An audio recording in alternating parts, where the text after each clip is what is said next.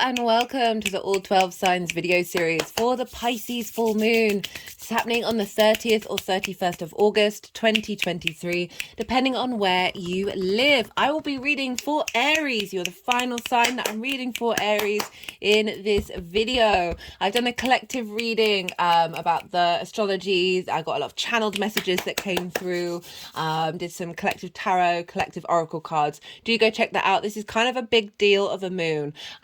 I do feel like I say that every time, but no, but seriously, this is the first lunation that we have with Saturn in this sign for the last 30 years. So it's the biggest supermoon of the year. So it's really close to the earth. And so there's a big transition from the last 30 years into a new cycle, a big culmination of something and a release and integration and moving forward. Right. My name's Chloe. I work with card divination, astrology, and I channel energies through my body. It's just one of the ways that I channel, drawing in energies from different dimensions to help us heal, help us clear stuck energy, and open up portals to the cosmos to get us in alignment with our soul's journey. It's independent of my conscious thought, so they're moving through me. Right, so I work with the whole house system. This means that each sign falls in the whole of a house. I really recommend for those of you who know your time of birth to look to the first house. This is your rising sign, this is your ascendant, this is a very powerful house. All the astrology to all the signs will link into that sign being in the first house. This does not invalidate you looking at any other sign. We have all of them in the chart. Just look to where that sign falls in your natal chart. Look to the house that it's in, the themes of that house, and apply those themes to the messages that come through, as well as if you've got any planets, any astrological points, what they mean, can apply those to the messages as well. All right, is there anything else that I wanted to say? I think that's everything. I'm just going to kickstart and get on with the Aries. Very much looking forward to doing this reading. These readings have been wild. There's a lot going on, everybody. Aries rising. How you doing, Aries? As I said in the introduction, for those of you who don't have Aries in your first house, your rising sign, look to where Aries falls, and look to the house that it's in, the themes of that house, and apply those themes to the messages that come through. It's as if that Aries energy has now moved to the first house, but with all of the connotations of what that means in your natal chart. Take what resonates, leave what doesn't, regardless of whether Aries is your rising sign or not. Aries and Pisces are next door to one another. This is what's called inverted, right? So they traditionally don't have the three main things in common that signs have, right? So that's whether they're yang or yin energy, there's the element, and then it's the modality. So Aries, you are yang day in energy, the more extroverted, out and about energy. You are cardinal, you like to instigate, there's a sense of leadership here, and you're also fire. So three very prominent energies. Pisces is yin, night in nature, and mutable, and water.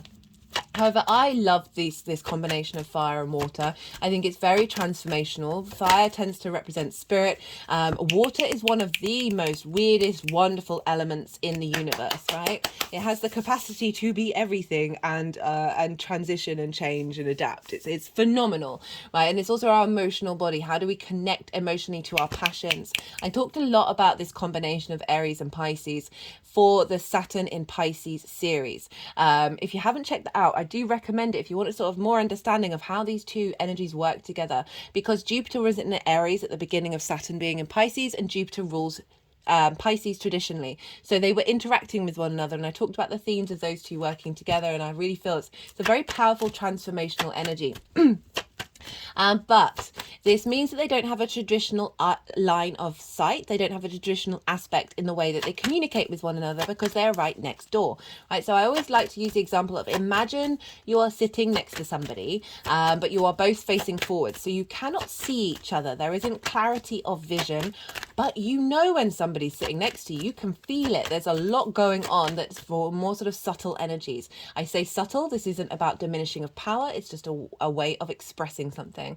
And there's a lot going on. There's an energy transfer by osmosis. I see these lunations, when we have them turn up, be just as powerful sometimes as a more sort of traditional aspect. So Just want to bear that in mind. You know, these are two energies that have got there's six different energies floating around with each other, and that's when it can kind of be like a bit confusing, a bit like in a soup of different energies, of them all intermingling with one another, but perhaps not getting some clarity.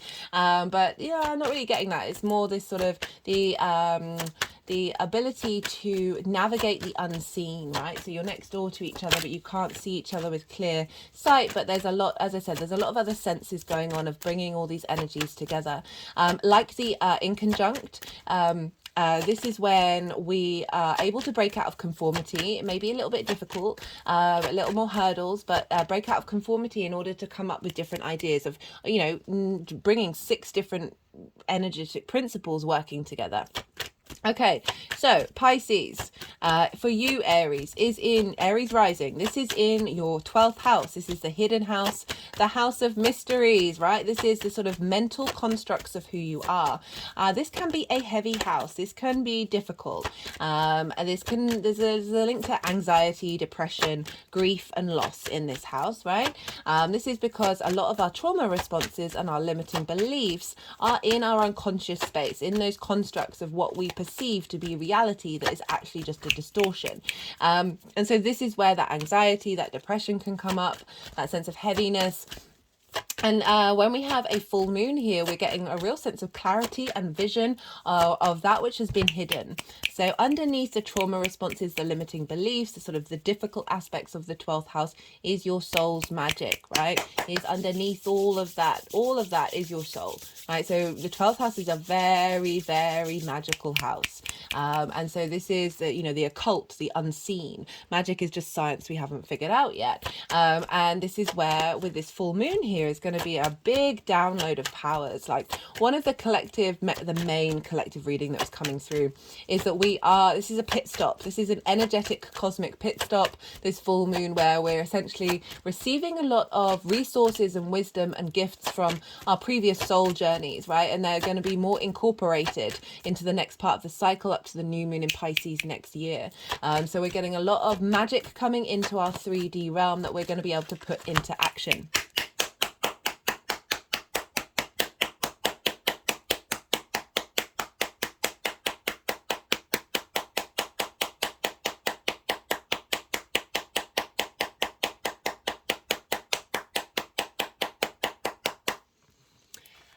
And particularly for you, Aries, because this is happening in your 12th house, right? So you can find that you might want to spend time by yourself with a full moon in the 12th house, because it is kind of behind the scenes. You might want to spend more time in meditation and contemplation of who you are, or just doing things in private that are very personal to you. So the 12th house can be a part of who you are. Oh, okay. A part of who you are that's very private. Really curious because they put the deck down, so I'm wondering if Aries, you've just got 3 cards. That's never happened, but we'll see. The energies have been very playful with this Pisces moon, which is not surprising at all, because there is an element of play with Pisces. There's a real sense of the sort of the trickster and the jokester of the universe coming through. I love that we've got the Neptune card coming up and Pisces and, you know, Ace of Wands, right? Very Aries energy. Okay, I'm getting distracted because I'm enjoying those cards too much. What am I saying? Right, so the 12th house can be a part of you that's very, very personal to you, that you know very deeply, but might not integrate with the rest of your chart. Other people might not necessarily see it. It also can be a part of your chart that is kind of out of reach of you, that even if it might be very personal, it can be or it still feels not as accessible, right? So we have a lot of soul contracts that we navigate and work through that are helping bring up okay, they've just picked up this oracle card, which is the lake card, a real sense of submerging yourself in the lake in order to be reborn. So maybe spending some time in meditation, spending some time just getting into your own internal flow. That's going to help you then come out again, right? It's got a castle on it, this sense of your internal space, your unconscious space. You're going into the depths of it. A lot is going to be revealed, and you're going to come bursting out and being able to bring that up into the forefront.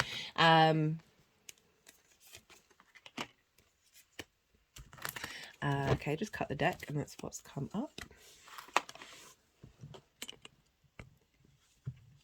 I keep getting distracted, Aries. I do apologize. The energies are being I'm just getting a really good energy from it. It's almost like I don't want to spoil the surprise.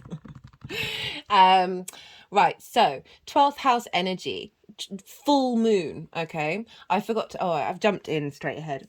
I'm pulling cards for 3 piles. The first pile is for the energy leading up to this full moon, right? So that's not only, did I mention this already?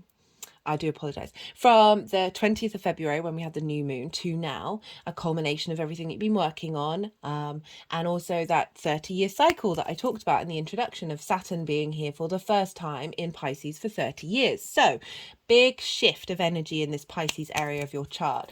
And the sun is over in Virgo. And so we've got an opposition with a full moon.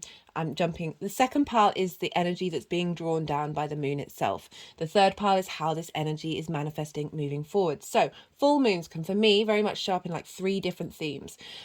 First one, because we've got the sun, our illumination, our clarity, our conscious mind, our vitality. There's vision here, there's purpose here, and it's shining all of its light onto the moon. The moon is its fullest, and the moon is our unconscious space, and it's in your 12th house, the unconscious space. This is our, how do we nourish ourselves? How do we nourish those around us? Our intuition, whether our needs are being met or not. If there's some part of your psyche, your unconscious mind, where its needs have not been met, this sometimes can happen around a full moon, and it can get very there can be things sort of a bit disruptive, a bit triggering. Always see this as your psyche going, hey, we need to hold space for this energy. This energy needs to be released and worked through, and you may never have noticed it consciously. And so this is a very helpful tool to bring this up so you then can integrate it in the next part of the cycle. It's also a time where you may get situations show up that you've already been doing the work. You think you've navigated this already, that you've integrated and your frequency's changed, yet somehow the universe has created a situation that is like, well, I thought I worked through that. Why am I bringing that towards me if I feel like I'm at peace with it? Well, sometimes we can very much be at peace in the mental space, or we can work through it mentally, but we actually do need situations to help us integrate fully in the physical 3D world. So this is when situations come up that would have previously triggered you, that you then are able to walk through, bring your emotional body into it and your physical body into it. And that those energies can then realize, oh no, I'm safe. Like I feel I'm at peace. I'm at ease here. This is no longer part of my framework. It brings in more integration.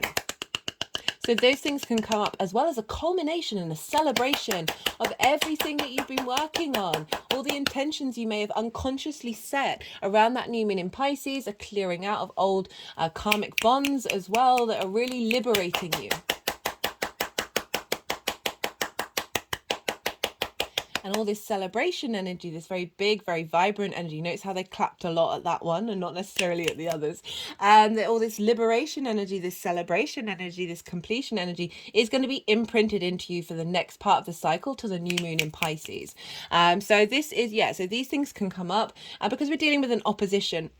Whenever we have a full moon, this can, as I say, highlight areas of your life that you may have had in balance, right? Out of balance. Maybe you've prioritized your 12th house, that hidden space, over the work, health and routine space of Virgo energy, which is the 6th house, which again is the adult in the room, right? So or prioritize your physical body over your mental health, right? This is about bringing things into balance. I always like to talk about this ring that I put on a couple of years ago, sort of my commitment to eternity, to source energy and my place in it, in this 3D incarnation, right? This represents the opposition, so either side of the polarity. But we've got here the singularity in the middle and this acknowledgement of the flow between them all, of being able to bring them into harmony. Yes, sometimes you might want to prioritize one side or the other, but it's acknowledging that in order to do so in a healthy way, we need to harness the power of both sides, right? The sort of mental side and the physical side, the contemplation and the work, and how we bring that into practice. This is all about bringing this into balance. The more that we integrate the 12th house, the more the rest of our chart is then more in flow.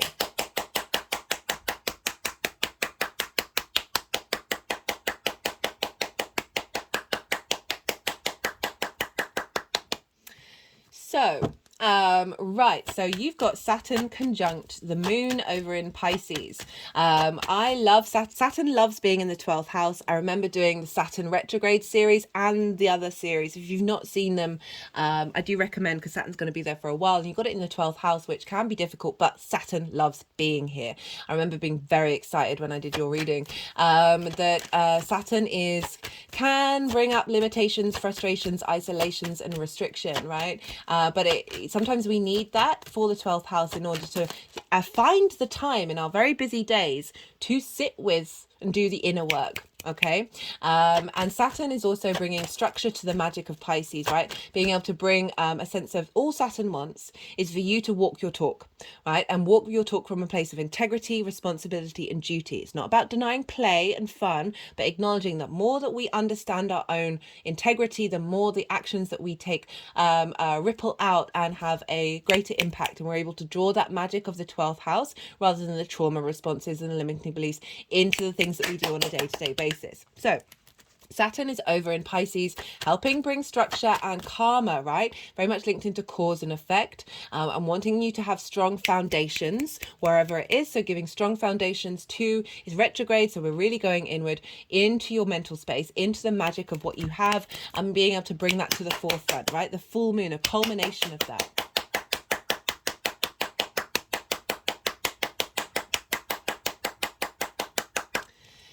So Saturn's conjunct the moon in Pisces, and the sun is over in your 6th house, as I said, of work, health, and routines. This is how you embody work, right? How do you figure things out? How do you move through the world from a place of work? How do you take care of your health? How do you take care of your routines?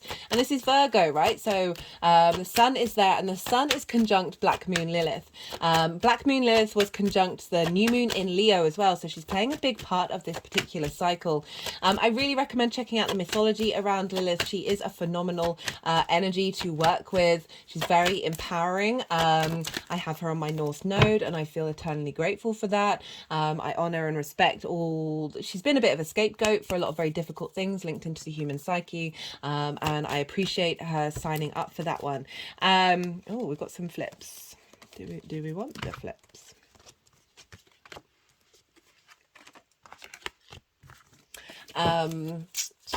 So essentially, in a nutshell, the mythology around Lilith is, imagine being told you can't do a thing by someone or something that is doing that thing. Like, they're allowed to do it, you're not.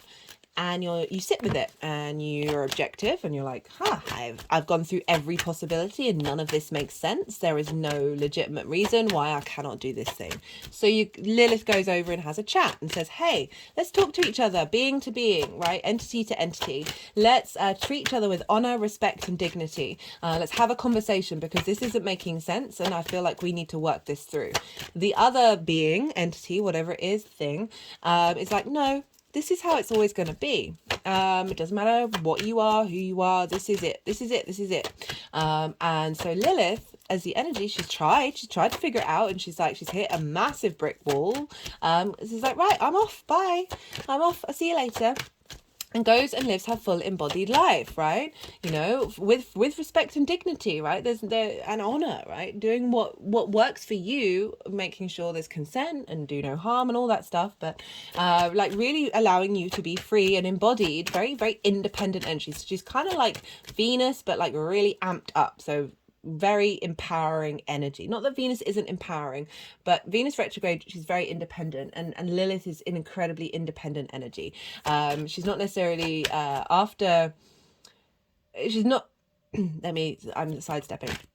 But the point is that Lilith isn't a fan, certainly from my experience of engaging with this energy, of hypocrisy, right? Of things that, you know, I remember my old boss used to say, do as I say, not as I do. And that used to wind me up, because I'm not a fan of hypocrisy, because it doesn't sit right, doesn't feel right.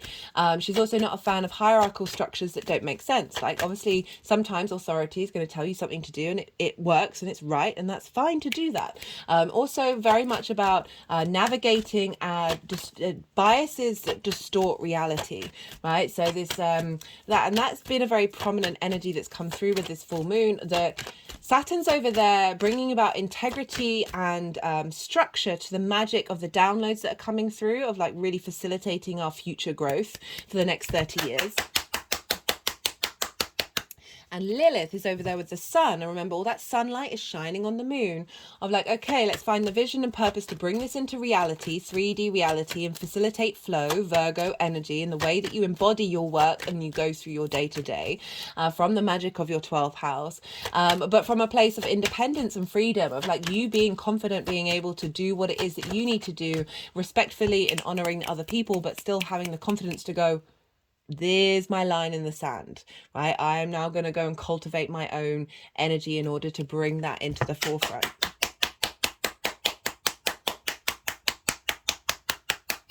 And I love this because so many of the planets are retrograde.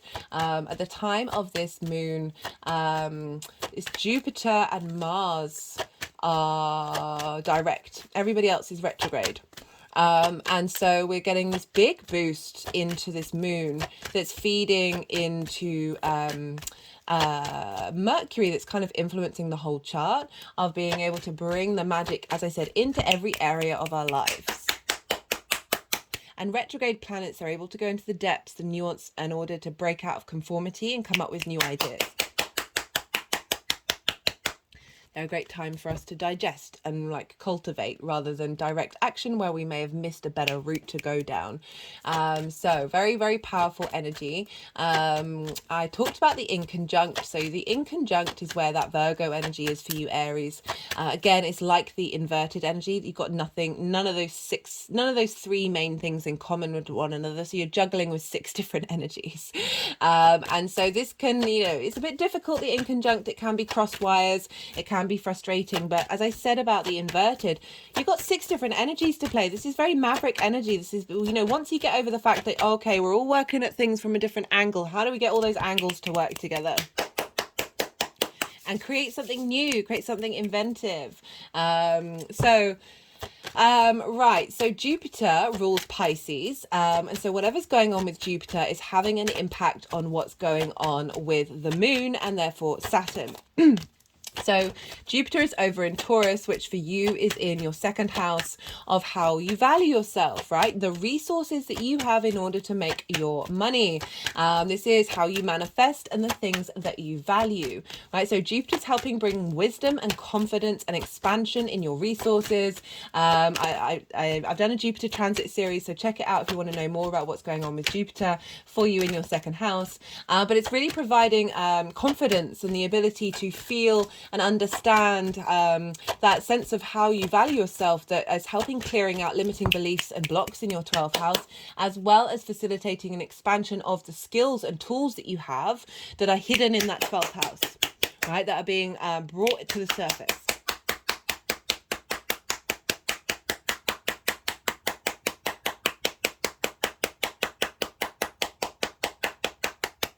Love it.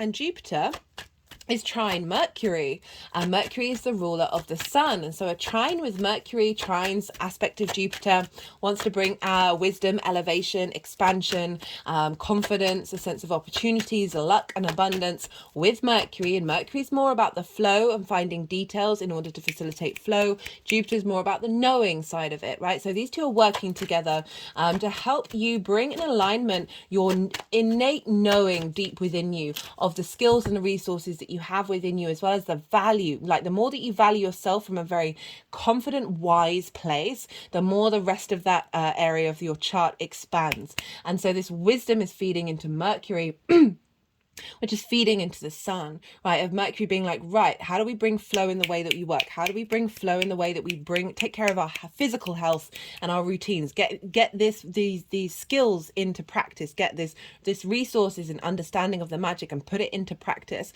and find the details and understand the clues and the synchronicities that are coming through in allowing you to create space in the way that you work from a place of flow. Mercury is retrograde. Mercury is also ruling the whole chart, okay? So whatever's going on with the ruler of a sign is impacting the signs that it rules. So let's do the energetic transfer. The moon and Saturn are in the sign of Pisces. Pisces is traditionally ruled by Jupiter. Jupiter is over in Taurus, ruled by Venus. Where is Venus? Venus is over in Leo, ruled by the Sun. Where's the Sun? In the sign of Virgo, which is ruled by Mercury. Mars is in Libra, ruled by Venus, so the energy transfer goes back. Same as Pluto, Neptune, and Uranus. Everyone in the chart, every being, every energy is being governed by Mercury right now, except when when the moon moves into Cancer. That's not happening at this full moon, but I just want to let you know that's the one little brief spot where the moon is in her own sign for a while now, right? And then so everything is heading towards that Mercury. Mercury's in exaltation in Virgo. I've done a Mercury retrograde series. I loved it. That was one of my favorite series that I've done in a while. And very, very powerful. So Mercury's energy is raised up high. It's like really exalted. It's like a higher vibrational level of not only Mercury but also Virgo combined. So Virgo really does want to facilitate this 3D experience in order to help society, and Mercury's there facilitating that by helping us do a deep dive into the way that you work, Aries, into the way that you take care of yourself. That is not only facilitating you, but it's having a ripple on effect, obviously, with the collective. So even though this is a Pisces moon, everything is feeding back into how do you embody, how do you put this to work, all of this hidden energy, all of this hidden magic that's going on. How do you bring this into a sense of fruition? And that is all feeding to the retrograde. So we might not necessarily see the full results of this until Mercury goes direct, right? It's all going to depend on your chart and what's going on for you. Okay, so you haven't got 3 cards, you've got 6 cards. This is, I'm going to go quiet because we just had the Yang Day side of it. Oh, that reminds me. Look to where your sun and your moon are in your natal chart, because wherever they are, the themes of that house, those themes can crop up, because it's going to add on an extra layer of how this energy is showing up for you. Right, I'm going to go quiet. We've had the Yang Day energy. Right, Aries, you know about Yang Day energies for the extrovert, the go, the stimulation, the movement, fire and air, not bound by gravity. And now we're moving into the yin, night, receptive, resting energy. So this moon is very yin in its energy, okay? So that might not be as comfortable as you're used to, but it's really asking you to go into your intuition, be a little still, try and find some moments to meditate, or at least be in a state of serenity during this full moon. Maybe if you can, go and see it. It's going to be huge. Hopefully you've got the clouds will part for you to see it. That now I'm going to soften my mind and go quiet, because I'm going to let the energies do the energy work. I was going to say, and then move the cards into the piles, but they've already done that. So we're just going to do a bit of energy work. They may want to do some energy work with the cards. And I ask you to soften your mind as well. Just don't try and force it. Let all that information just digest and see what intuitive hits come up. If you don't get any intuitive hits, do not shame yourself ever. You are constantly in a state of co-creation with the universe, and however that shows up for you, and we're all different, so there's different ways of doing it, whether you're conscious of it or unconscious. It's all going on at all times. Right, I'm going to go quiet and do some energy work, and I'll come back the other side and bring in the tarot with the astrology.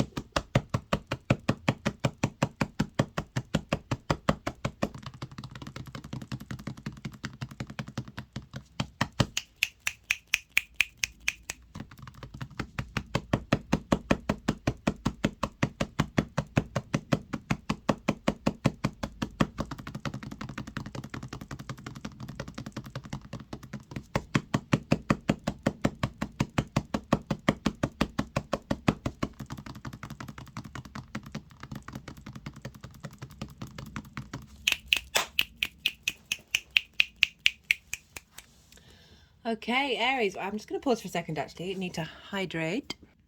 Okay, Aries, let's begin. Whew, okay, well, this is just loving this reading. So for the energy leading up to this moon. So as I said, this is like not only incorporating from the new moon on the 20th of February this year, but also closing out a 30-year cycle or however long you've been on the planet, right? Got the Nine of Wands and the Page of Cups. This is a beautiful combination. So the Nine of Wands, very defensive, very loyal, very committed to its own space, but also exhausted, feeling very alone, feeling like constantly on the attack. It's put up a very defensive wall. It's kind of making me think that there's been a lot of protective energy in your internal space that has been trying to protect you, but recreating cycles that you found yourself at a younger age. Okay, that we're talking about the 12th house here, the hidden house, where your trauma responses, your limiting beliefs are, and you've been protected in a sort of distorted way. And as you know, I talked about how Lilith is helping clear out the distortions around that, right? And there's a combativeness here with this Nine of Wands that can come out in ways that don't necessarily serve us. Whenever this card comes up, I always say, do you need to be on the defensive? Can you just be you without needing to feel like you've got to engage in combat?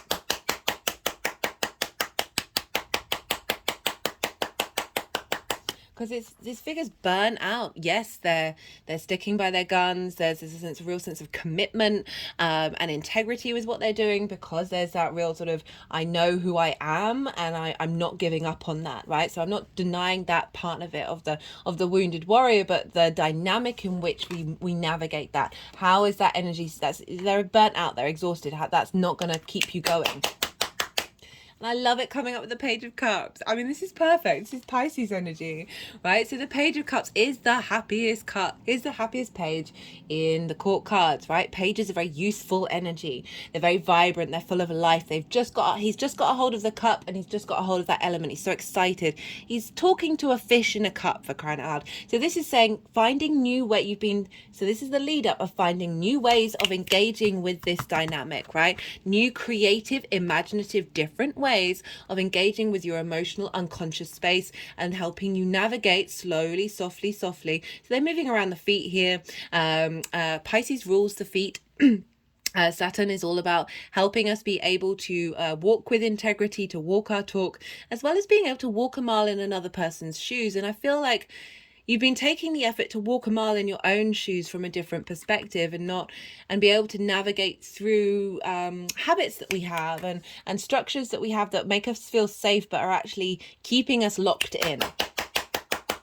You know, that Page of Cups, as I said, talking to a fish in a cup, right? Breaking out of norms, breaking out of the traditional way of tapping into things. So your traditional habits, you've been spending time. Pages bringing messages of new ways of thinking, of new ways of emotionally connecting to things. And as I said, it is the happiest page of them all, right? Very playful, very light, very as I said, very imaginative and very creative, and being able to tap into that. And you see there's waves, but they're not very big. There's a sort of going with the flow and being more in flow rather than that defense mechanism, which is very stagnant energy. So really love that combination showing up for you in the 12th house. You know, Saturn's been there since March, so for a lot of the transit, even though right, the new moon in Pisces, Saturn was still in Aquarius, but it was conjunct the new moon. So we've got a lot of Saturnian energy, where it's really helping you strengthen your foundations by helping sort of potentially knock down certain things that weren't working for you in order for you to be strong in your mental space moving forward. For those of you who are regulars who've tapped into the Aries energy before, you know I've been talking about this a lot, because Saturn is in its favorite place. It's getting the job done. It's going into the darkness and helping give you strength. Saturn was also linked into the occult, of being able to bring that magic up into the forefront. Speaking of magic, oh hello Mercury, the magician and the Ace of Wands, right? Can't make this up. So Mercury rules Virgo. And the Magician is very action orientated, very knowing you are in your flow, right? That infinity symbol, that balance of the resources of the world around you, the energy around you, as well as the energy within you, in order to create magic, in order to manifest in the world. That Virgo energy is down in your 6th house of how you embody your work. How do you bring things to fruition? So this is the energy of the moon itself. So it's very much saying what's being culminating at this time of you understanding that you don't have to fight anybody. You have everything within you. You don't need to protect anything. Everything is always there that you are able to work with and create with, right? And a real sense of harmonizing and working with your unconscious space, working with the magic that's being revealed in order to bring that into being and bring that into the way that you work and you take care of yourself. We've got this with the Ace of Wands, very fiery energy. This is a yes card. This is very virile, very passionate. This is fire. This is transformational energy, like of being, you notice there's a home in the background as well, so there's a real sense of a liberation of old structures that have kept you safe, right? And bringing you into a new dynamic of feeling safe in the flow of everything. And this is really saying that there's a wealth of virility and freshness and passion and drive and motivation, and this it's almost like a magician's wand as well. So you're being able to utilize the magic of that Piscean energy and bring it into action, right? This is what's being seeded, and it's doubly confirmed by and also a fresh new way of looking at, so we've gone from the 9 of Wands to the Ace of Wands. So a fresh new way of looking at your fire, your inner spirit, your the magic that you have, and the difficulties that you may have gone through. You've now got a do-over, right? There's a renewal here of that.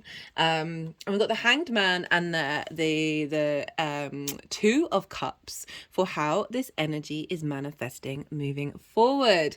So the Hanged Man's in reverse, which I really like, because the Hanged Man upright is all about getting a new perspective, right? Getting a divine perspective. And this is very Neptunian energy. Neptune's over in your 12th house with Saturn. But it is a sense of limbo, of like being in that pause state, that reflective state, and letting it all cultivate before then going and taking action. We've got it in reverse, which means you're now upright. Your perspective has changed. There's a sense of the magic in your unconscious space illuminating outward, that you're then able to share this magic, share this wisdom in the way that you move forward in the world, right? And so this moving away from this sense of defensive mode to being out in the world, to being in a state of movement and fluidity, and not necessarily being trapped in a certain framework. You're realizing that there are different realities out there for you to tap into. Oh, just had an energetic release at that one. So it's coming with the 2 of Cups. Now, the 2 of Cups, for me, this is kind of how I see Lilith, right? So this is the conversation that she's having with that other person, saying, why can't I do that? Right? Let's talk to each other eye to eye. This is what she wants, right? So instead, the other person would probably think they're up there and looking down on that Lilith energy, right? So this is a cultivation of getting rid of the distortions of those biases and those hierarchical structures, and the hypocrisies in your hidden space that has been blocking the way that you embody yourself in the work, health, and routines that you move through the world. And this is bringing in a sense of unity, right? So the feminine, masculine, and spirit together through deep healing. We've got the Kundalini energy, we've got the Caduceus, which is what the symbol for healing for doctors and pharmacies in the Western world. There is balance, there is equality, there is unity, respect, honor, and integrity with this card. This can be linked into love, but I always like to focus on your energy in these readings. And for me, this is rather than feeling defensive and feeling alone and feeling burnt out, your cups are refilling one another. Your internal space, your unconscious space with the way that you work are in harmony with one another in order to facilitate mental healing, physical healing. And through that healing, we connect to spirit, we connect to love, right? And we are able to create in the world. So really a change of perspective and being able to move through the world with respect, honor, and dignity, and being able to bring love into it, bringing that emotional flow of the Page of Cups. It's now becoming 2 out of this union of your intuition, the magic in your unconscious space within the physical world, right? So they're in the physical world and bringing that in to fruition.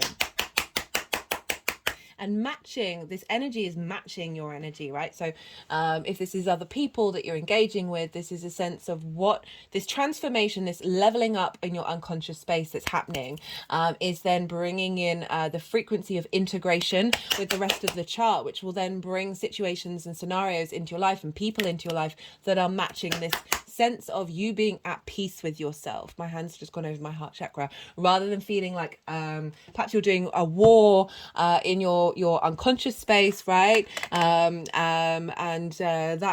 we now have peace. Okay, I'm going to pull clarification cards for you. This is the numerology deck. All the decks are in the description box if any of them take your fancy. Whoa. We've got effort and adventure. Yeah, it feels like this is drained. This has been hard work, and Saturn may have, you know, added to it as well, but I don't really get that. I mean, if it is, it's only in order to help you release it and see things differently. It's gone with the where is this going? What's it doing?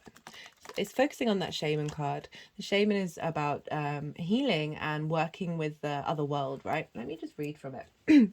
So I read this out in the collective reading, but I'm gonna read it out for you because I feel called to do so.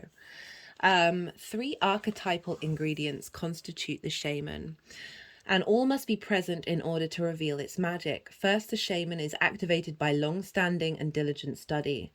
Second, and that's the inner work, right? So doing the inner work. Second, the orientation, or at least the awareness and the understanding and the contemplation of the world around you. Second is the orientation and generously and accurately aimed towards the healing of the self, the other, and the culture. And third, the shaman has a knack for finding doorways to the other world, allowing psychic visions and old magic to leak into this world. In this way, the shaman is a master who bridges the everyday and the sacred, revealing potent power needed desperately in our time. Right, so there's a real acknowledgement of the unseen, the hidden house, right? And that's a place where like anxiety and depression and loss and grief can be, that where we need to heal, but also magic, the otherworldly, the in-between spaces. You're able to, through this study, through this contemplation, you know, pages represent sort of apprenticeships of like really putting in the effort to start learning something new, a new fresh way of going about things, in order to bring all these things together and create magic and help heal, right? And help heal and bring love into something from a new perspective. We've also got adventure, so this is saying that you're starting a new adventure. However that looks for you, right? Let's get some more cards from, this is the First Light Tarot. Whoa, let's see what wants to come out there. Soul, identity, family. That's come up before, right? So that Piscean energy, this ability to reconnect to that which is hidden underneath of you, and that is your soul, and you are part of a soul family. You are part of the cosmos. You are part of the source energy, and being able to reconnect with that through clearing out blockages that may have been limiting that. Yes, we signed up for them, but there's always stages where we're clearing these things out, of really bringing that into the forefront. Okay, I want one more from the First Light Tarot.